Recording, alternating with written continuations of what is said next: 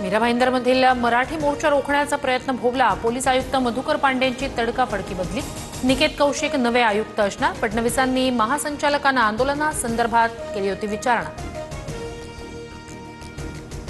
आमदार निवासातील कॅन्टीनमध्ये संजय गायकवाड यांची गुंडगिरी। निकृष्ट वर्णामुळे कॅन्टीनमधील कर्मचाऱ्याला बुक्क्यांनी बदडलं, तर काडीचाही पश्चाताप नाही, माफी मागणार नाही म्हणत गायकवाडांची मगरुरी कायम।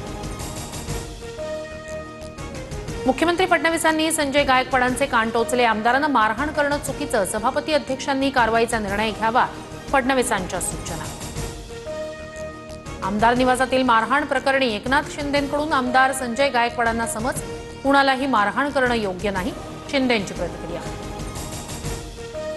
एकनाथ शिंदेंना मुख्यमंत्रीपद न मिळाल्यानं फडणवीसांना बदनाम करण्याचा प्रयत्न, यामागे मोठा कट।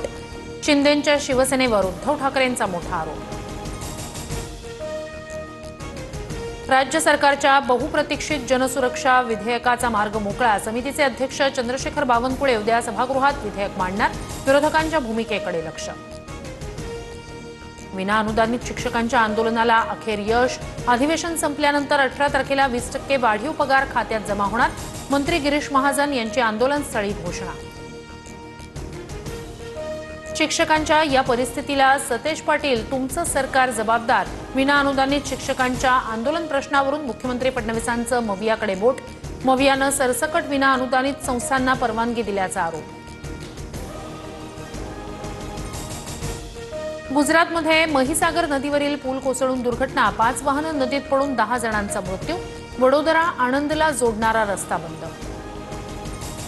राजस्थानमध्ये भारतीय हवाई दलाच्या लढाऊ विमानाचा भीषण अपघात। जगवार लढाऊ विमान कोसळल्याची माहिती। दुर्घटनेत पायलटसह एकाचा मृत्यू।